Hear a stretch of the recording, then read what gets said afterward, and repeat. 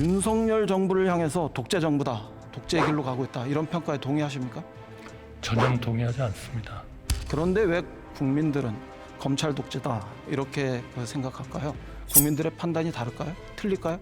윤석열 정부 들어서서 거부권 행사가 9건이고 이거는 이승만 정부를 빼고는 민주화 이후 최고의 수치입니다. 이인 방통위의 초법적인 인사권 남용, 그리고 방심의 셀프 민원 조사, 이런 것들은 전두환 시절에도 없었던 언론 장악 시도다, 이런 비난입니다. 언론 통제는 전형적인 독재 행태 아닙니까? 윤석열 정부를 향해서 독재 정부다, 독재의 길로 가고 있다, 이런 평가에 동의하십니까?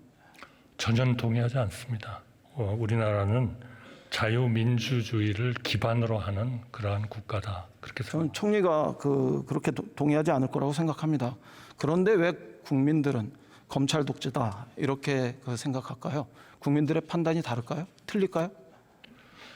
검찰 독재라는 그러한 어휘 자체가 저는 맞지 않다 이렇게 생각합니다. 누군가는 법을 집행해야 되고 그것이 자유민주주의의 기본이고 또 법치주의라는 것이 가장 또 기본이 되는 거 아니겠습니까? 만약에 검찰의 그러한 범죄에 대한 수사 행위가 맞지 않다면 그거는 관계 법률에 의해서 다 견제가 되고 법원에 의해서 견제가 되는, 저는 그러한 하나의 대응을 다 가져오리라고 생각합니다. 삼권 분립 시스템이나 법치의 정상적 작동 이전에 국민들의 정치적인 평가, 판단이 있습니다. 여론조사를 보면 62.5%의 국민이 검찰이 지배하는 나라가 만들어지고 있다, 이렇게 반응하고 있습니다.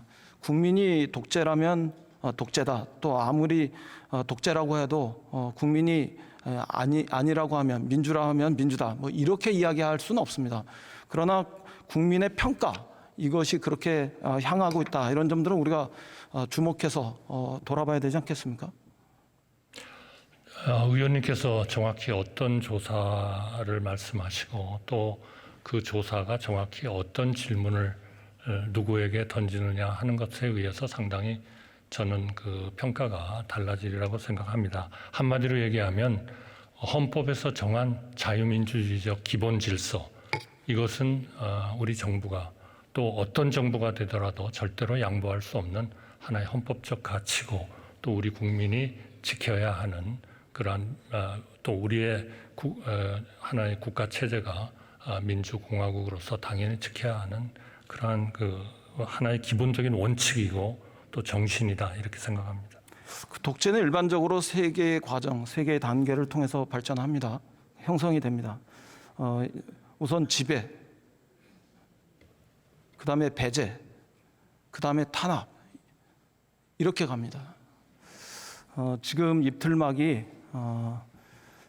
지배에 이어서 배제하고 혹은 탄압의 초기 그런 모습이 아니길 바랍니다. 독재는 또 다른 측면에서 의회 정치를 부정합니다. 잘 알고 계시죠? 네, 저희가 독재라는 체제를 특별한 어느 국민으로부터 수임받지 않은, 예를 들면 군부라든지 특정 세력이 불법적 방법으로 권력을 쟁취하는, 그래서 그렇게 해서 국민에 대한 하나의 그런 기본적인 자유민주주의 원칙을 지키지 않는 것, 그거는 비교적 눈에 보이는 독재라고 생각합니다. 그러나 요즘 세계적으로 보더라도 합법적인 그러한 것을 다 갖추면서 실질적인 독재적인 이런 양상을 보이는 그러한 나라들이 상당히 많습니다. 예를 들면 우리 정치가 너무나 양극화되다 보니까 소위 극렬한 세력들, 지지하는 세력들이 저희가 거기에다가 뭐라고 붙여야 될지 모르겠습니다만은 본인들의 얘기 아니면 아무 얘기도 듣지 않는 이런 상황들이 발생하는 거 정말 우려스러운 일이고, 그런 것들이 사실은 어떤 하나의 독재적인 양태를 보이는 거 아닌가. 그래서 정말 이거는 우리 정부도 물론 노력을 하겠습니다만은 정치권에서도 그러한 민주주의, 자유민주주의의 가장 해가 되는 그러한 반지성주의, 과학과 그런 진실에 바탕하지 않고 자기가 듣고 싶은 거를 듣고 거기에 따라서 행동하고 총리님 이상하게 같이 하지 하시고 싶은 말씀 하시는 것 같은데 제가 얘기하는 건 지적하고 싶은 건 이겁니다. 의회를 부정한다는 것은 핵심적으로는 의회가 가져 있는 의회의 그 가장 특징의 하나일 수 있는 입법권을 부정하는 겁니다. 입법권을 무력화시키는 거죠. 윤석열 정부 들어서서 거부권 행사가 9건이고 이거는 이승만 정부를 빼고는 민주화 이후 최고의 수치입니다. 불과 2년 만에, 2년도 채 안 된 시간에. 그로 인해서 민생만 어려워졌습니다. 양곡법 거부가 농민을 힘들게 하고 간호법 거부로 갈등이 고조되고 노란 봉투법을 거부하면서 노동자에 대한 핍박, 배제 이런 것들은 지속되고 이태원법을 외면하면서 오송 참사도 반복되었습니다. 행정입법 4,318개 중에서 194건을 법제실에서 검토했는데 그중에 100건이 위법성이 지적됐습니다. 그 위법성의 백미는 검찰의 수사권 적용, 그리고 국정원의 역할, 경찰국 신설 등 이른바 권력기관의 권한 확대를 시행령 개정을 통해서 시도한 겁니다. 이런 부분들은 입법권을 무력화시키고 결과적으로는 의회주의를 부정하는 독재의 한 모습으로 볼 수 있는데 그렇지 않습니까?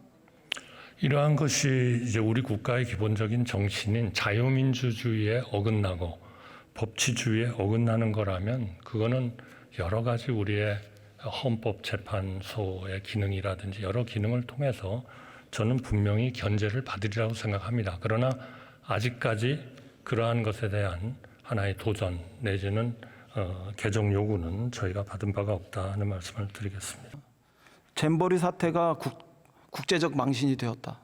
그리고 부산 엑스포 유치 실패의 와중에도 재벌과 벌어졌던 폭탄주 파티 이런 것들이 이렇게 젊은이들에게 기억됩니다. 이런 거는 극단적인 무능과 또 무사 안일의 상징으로 기억되고 있습니다.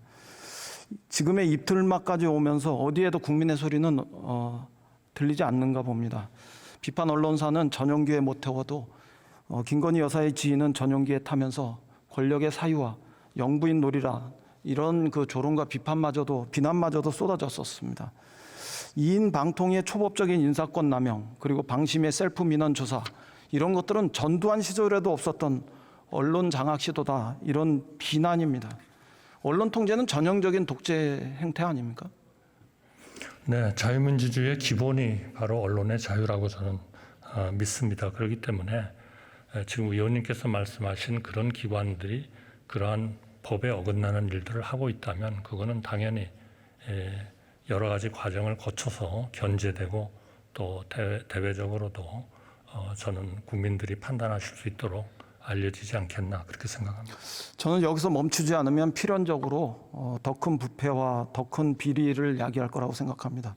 디올백, 양평 게이트에 대한 우리 국민들의 의심, 또 분노 이런 것들은 군사 독재 시절에 있었던 이순자, 장영자 이런 등의 문제들을 상기하고 있다 이런 점을 경고합니다. 조금 다른 측면을 묻겠습니다. 지금 한국 경제 최대 위협 요인 이거는 총리는 뭐라고 생각합니까? 그건 뭐라 해도 우리의 민생을 제대로 올리는 것이다 생각합니다. 올해 같은 경우에 저희가 거시적인 측면에서는 훨씬 최근 몇 년에 비해서 좋은 그러한 그 거시적인 그러한 그 성과를 보이겠습니다만 아직도 우리가 미시적으로 들어갔을 때 국민들이 느끼는 그러한 그 민생에 대한 여러 가지 어려움은 상당히 많다. 규제를 포함해서 많기 때문에 여기에 대해서 정말 저희가 현장에 정말 행동하는 그러한 정부로서 이러한 민생을 개선시키기 위한 노력을 하고 있고 또 모든 대통령님을 비롯해서 모든 내각도 현장에 나가서 그러한 문제들을 해결하기 위한 노력을 최대한 하고 있다는 말씀을 드리겠습니다. 물가, 환율, 수출 뭐 등등해서 성장률 등등해서 좋은 지표가 나오지 않고 있는데 이런 거 외에 지정학적 리스크에 대한 총리의 판단은 어떤 겁니까? 상당히 불확실성을 높이는 그러한 상황입니다. 뭐 우크라이나 전쟁도 아직도 끝나지도 않았을 뿐만 아니라 점점 더 좀 그런 복잡한 상태로 들어가고 있고요. 또 중동 문제, 홍해에서 일어나는 문제, 또 미중 간의 문제 이런 것들이 또 우리 대한민국이 처해 있는 여러 가지 또 그러한 지정학적 문제가 있기 때문에 이런 문제에 대해서도 역시 중요한 것은 우리가 좀 확실하게 이러한 외교 정책에 있어서 우리 양당 간에 좀 총체적인 그러한 강력한 협력을 받는 것이 대단히 중요한 일이다 그렇게 생각합니다. 그 지정학적 리스크 중에 북방 정책의 유실, 남북 관계의 어떤 단절 이런 것들은 포함되지 않습니까? 의원님 통일부 장관직도 역임하셔서 누구보다 잘 아시리라고 생각합니다만 대한민국은 새 정부가 들어왔을 때부터 분명히 우리는 대화의 문을 북한에 대해서 확실히 연다 이런 거를 몇 번 강조를 하고 반복을 했고요. 이것은 우리의 가장 가까운 동맹인 미국도 역시 마찬가지 생각을 가지고 있습니다. 다만 그러한 계속적인 대화의 요청에 대해서도 북한의 여러 가지 사정 때문에 반응이 없습니다. 그렇다면 국가로서는 혹시나 일어날 수 있는 그런 안보적 문제에 대해서 적어도 충분한 억지력이 없으면 그거는 가짜 평화가 될 가능성이 많다. 저는 그렇게 생각해서 대화는 항상 열려 있다는 말씀을 다시 드리고요. 또 그런 방향으로도 계속 노력을 더 하겠습니다.